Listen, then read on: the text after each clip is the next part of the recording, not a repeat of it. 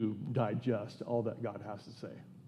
You know what the beautiful thing to do is, one of my mentors shared this practice with me.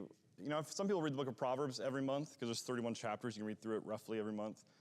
If you get a fourfold gospel account of harmonization, and you divide it up into 30-odd sections, reading a little bit every day, reading through all 4 gospels every month is a really fascinating way to keep a good grip of the timeline of Jesus' ministry, but also to keep a good grip of everything he said and did that we have recorded for us.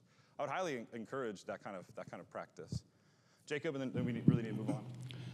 I think one of the things with this part of the text that you get going back to forgiveness and arriving here is the dynamic of the relationships that is there, that it's not transactional. Yeah. That the son knows what he must do, not because of anything else, but simply because he loves the father. Yeah. And knowing that the father is going to do, is committing himself to the father. What is the father going to do on the third day? Is going to raise the son from the dead to confirm that he is indeed the Messiah that was promised. Yeah. And in the same way, Jesus is also saying the relationship that I have with all the people that will have the opportunity to hear this good news and to come into this flock is he's essentially saying, I'm forgiving you, not because of anything you have done, not because of what you have done to me or anything, but because for this reason I came into the world, that all might receive forgiveness, all that seek me will have life. And I think for us, it's very difficult. We can be wronged by people that are close to us, that are family, and we'll forgive. But if it's someone else, we can write them off completely and say, you did this. We don't even go to say, hey, you have done wrong, you have done this, to give them the opportunity to even apologize. It's easy to just write off to say, I'm just going to not deal with this person. Yeah. And then we move on, and we sort of forget the prayer. I mean, we call it the Lord's Prayer, but it's really the disciples' prayer. Forgive us our debt as we forgive those, that have wronged us, in essence. Yeah. Those are all coming together. That's consistent with what he's also saying. It's not really qualified there. Yeah, well put. There's so much to say. Forgiveness is the center of the gospel. And if we ever find ourselves letting ourselves off the hook to forgive someone, you really have to question yourself. You really have to be careful that that's not from the Lord. A lot of times. And we use our justifications, we find our ways, but, the best people at justifications were the lawyers and scribes in Jesus' day. They could justify a lot of things by reading the law. Who is my neighbor, right? Or how do what do these things literally mean? We can justify our way out of being just like Jesus. All right, who actually takes care of Jesus' body? We actually already talked about this a little bit, but who takes care of his body? The women do, right? So they're ready to prepare the spices and to kind of embalm him, to go through this process of taking care of, making sure that it's an interesting thing to think about this, right? We are so removed, like so many of these things. Mitchell pointed this out last week. We don't see public executions anymore.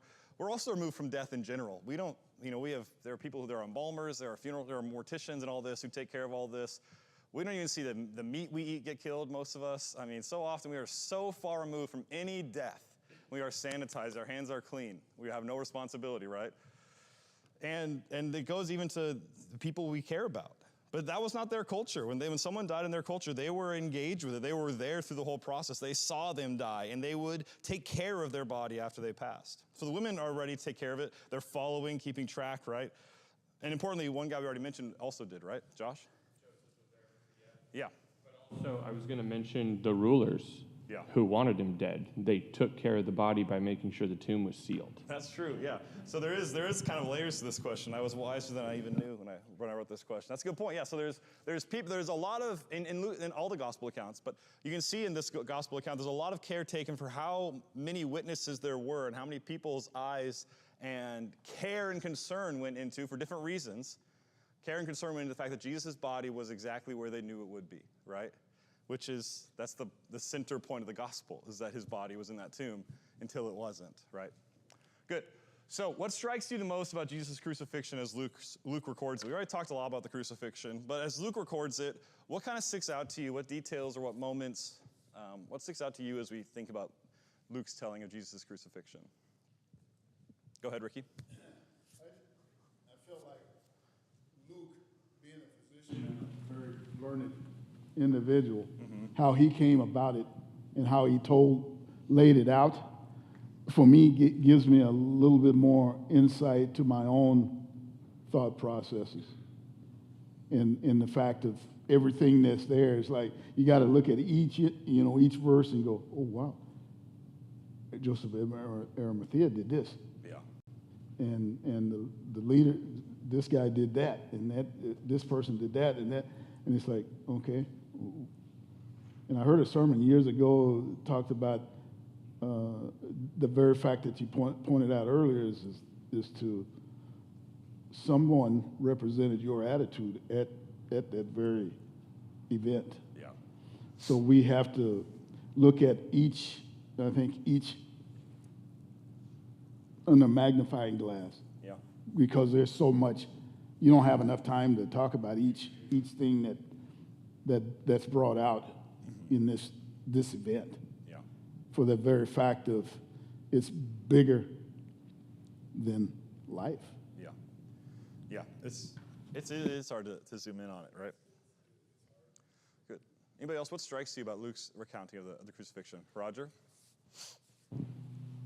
Some of the other Gospels will concentrate a lot on how Jesus is feeling and how he is facing his last moments, but from Luke, it feels like it's more from the perspective of the people, how they reacted as all of these things took place.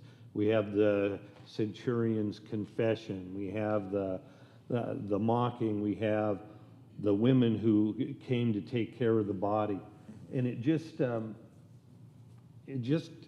appears to me to be a picture of humanity itself. There are those that hate, there are those that love, and then there's a whole bunch in the middle that are just trying to wonder, who should I listen to for the truth? And here we have this story of his death and his resurrection, which I would hope would be enough proof that God exists, that people would try to find their truth there instead of the other sources. Sure. Yeah. Yeah, I like that.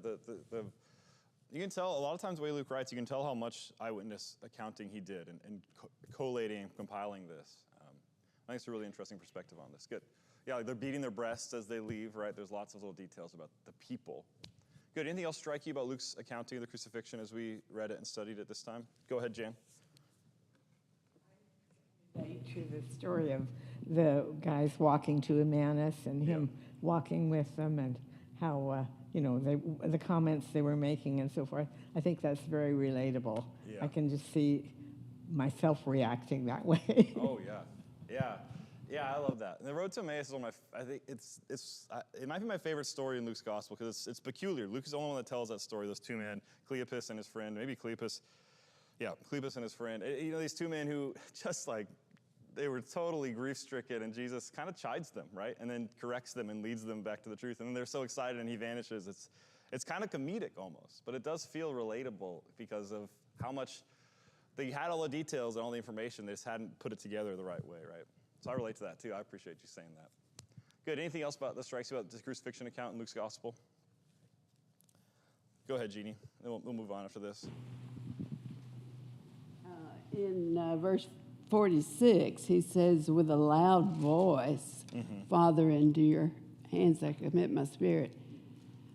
It sounds like Jesus wasn't weak when it says he says something with a loud voice. It emphasizes that right up to the end, he was sort of in control, in charge. I've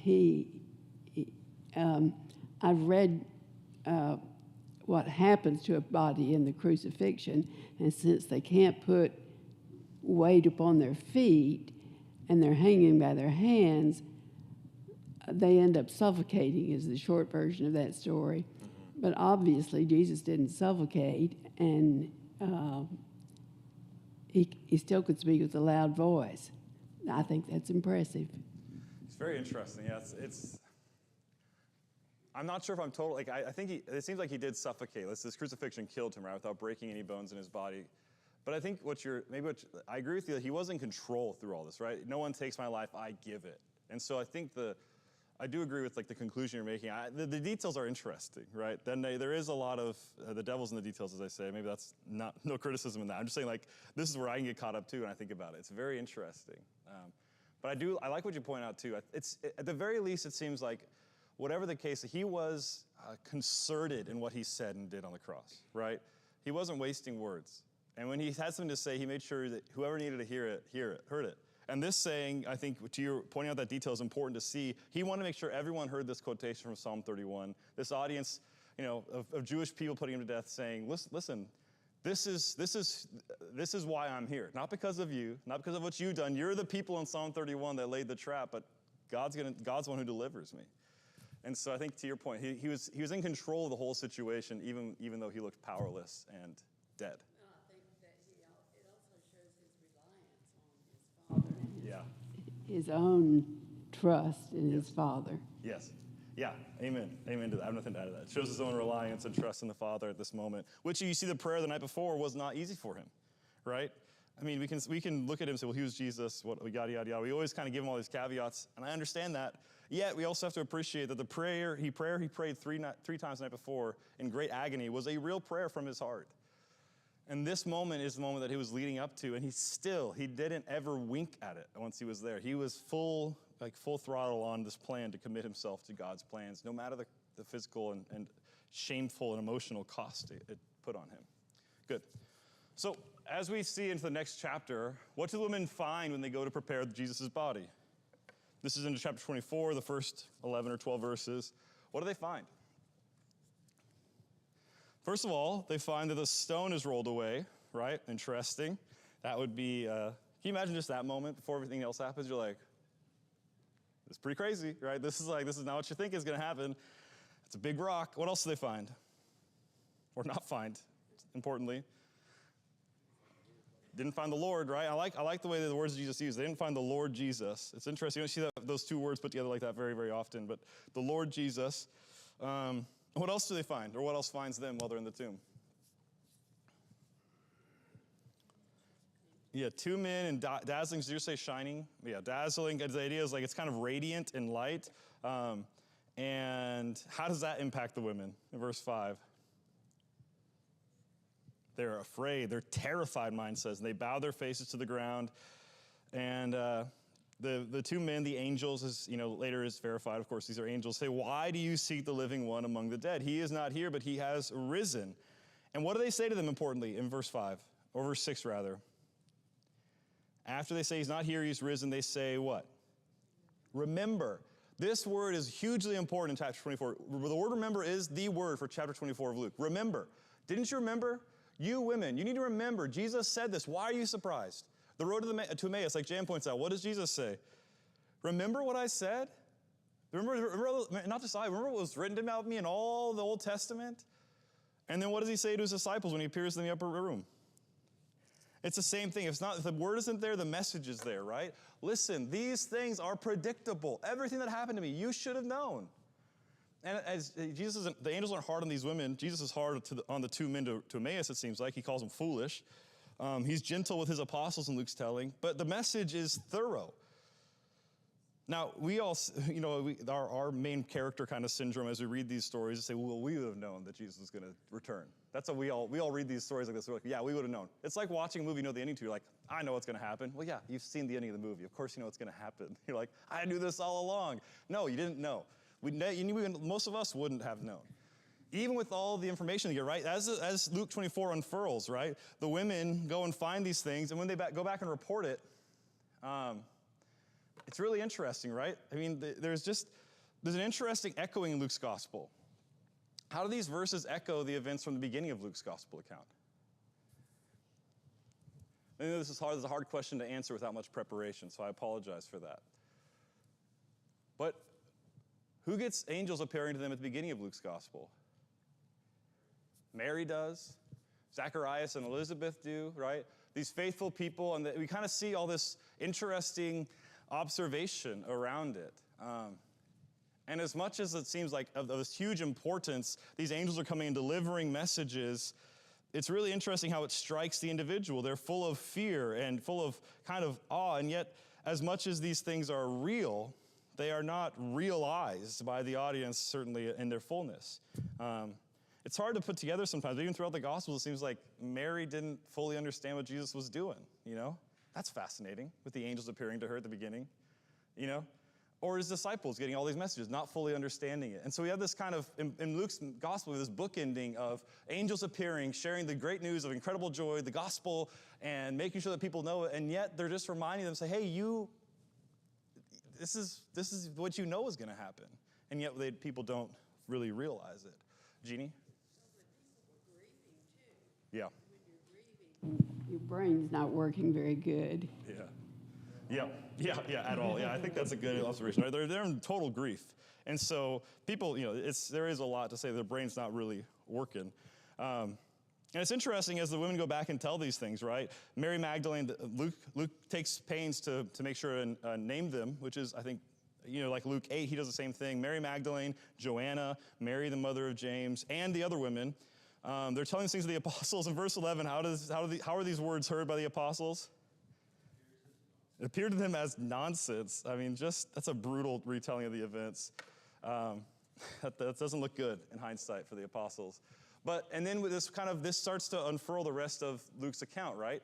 As you get to the road to Emmaus, and they start telling everything, and then Jesus shows up to them, and again in these times when Jesus shows up, the risen Lord shows up to these people, he's just reminding them, didn't you know this was supposed to happen? Verse 26, was it not necessary for the Christ to suffer? He just constantly is reminding them of this message because this is the gospel truth. And this is, by the way, the heart of most of the rest of the New Testament. All the epistles, the sermons and Acts, this is the point. It was not an accident. It was not by mistake. It wasn't a change of plans. They didn't get one over on God and just accidentally happen to kill him, not according to his plans. This was how it was supposed to go. This was how God always planned on conquering sin and death, was through he himself coming down and becoming God in the flesh and dying by his own will, a sinless, guiltless, innocent death for the sins of the world. This was his plan. This is Acts 2 and Acts 3. This is the epistles, right? When the apostles are writing to churches that are full of Gentiles and Jewish people, struggling still to understand, is this really the plan? Did God really want to do away with Judaism and make Christianity? Is that really his plan? Yes, that was always the plan. It was in there. It was in all these prophecies in Isaiah 2 and in Micah 4 and in Daniel 2 where he talks about the kingdom of the Lord, the mountain of the Lord. Anyway, I'm preaching, but I'm just saying, this point, the reason Luke 24 takes all these painstaking efforts, saying, hey, don't you remember? This is in the Old Testament. You ought to know this. The fact is, a lot of Christians today don't know that. And so I take these painstaking efforts up here right now and slam my fist on this lectern or whatever it is, because a lot of us don't know this. And we would have been just as gobsmacked as these people because we don't know. We don't know the verses. We don't know the connections of the mountain of the Lord and the kingdom and all the plans. And that is an encouragement. Maybe as fiery as I sound right now, it's an encouragement for us to remind ourselves to seek in the Old Testament the Jesus we see in the Gospels, because we'll understand him better. And we'll feel closer to him. We'll know him as a friend and as the ally and Lord that he is. And it'll make him less distant in the knowledge of him. That's his solution for them when they were kind of surprised, gobsmacked, and perplexed. Read your Old Testament. Don't you know this? You'll find Jesus in there. Anyway, that's my little sermon at the end of class today. I appreciate y'all. Caleb's going to finish this up, all of this class on Luke. He's going to finish it up next Sunday evening at the evening service. So just so you know, there's one more class.